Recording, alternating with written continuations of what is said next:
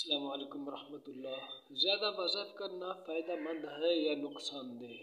دیکھیں، ایک وظائف وہ ہوتے ہیں جو عاملین حضرات کرواتے ہیں، یعنی جو لوگ عامل بننے کے لیے وظائف کرتے ہیں۔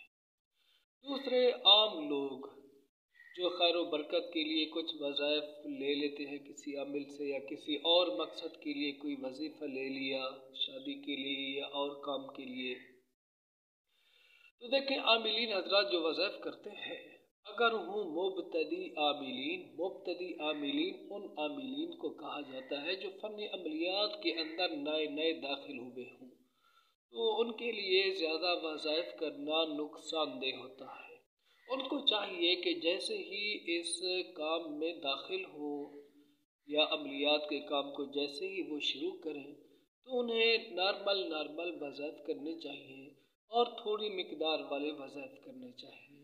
ابتداءً ہی جن و بھوتوں کی تذکیر میں لگ جانا، یا پریوں کی تذکیر میں لگ جانا، یا ہمزاد کی تذکیر میں لگ جانا، باموکل اعمال کرنا، یہ نقصان دہ پھر ہو جاتا ہے ان کے لیے۔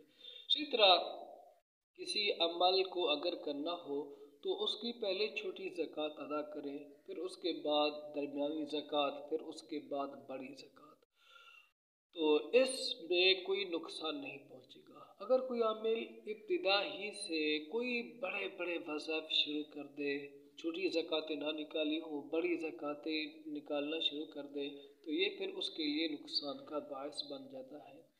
ہاں، وہ عاملین جن کا اس فن کے اندر کافی وقت گزر چکا ہے، کافی وقت ان کا لگ چکا ہے، ان کے لیے کثرت وظائف یا بڑے چلے کرنا کسی قسم کے نقصان کا باعث نہیں بنتا ہے، چونکہ ان کو تجربہ ہو جاتا ہے۔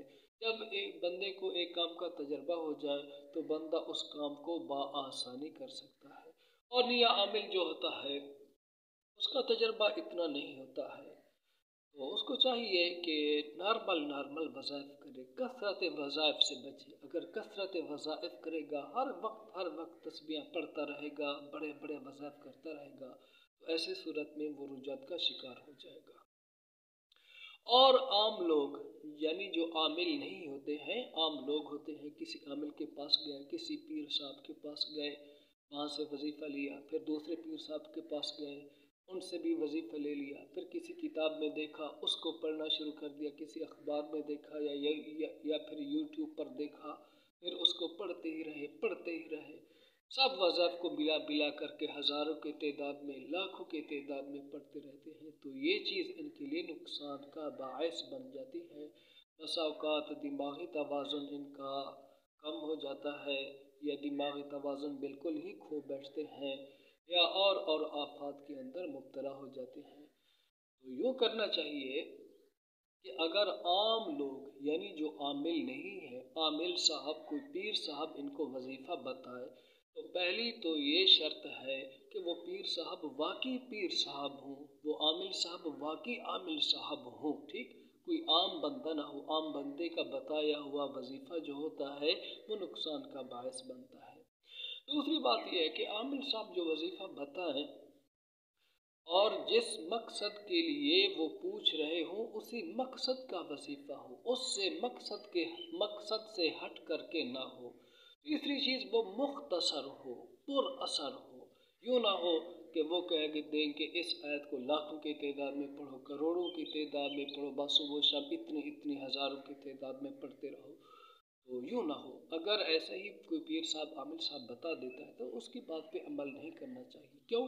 جب آپ ایک عمل کو لاکھوں بار، ہزاروں بار پڑھو گے، پڑھتے ہی رہو گے، تو آپ رجعت کا شکار ہو جائیں گے۔ تو اس چیز سے آپ بچیں۔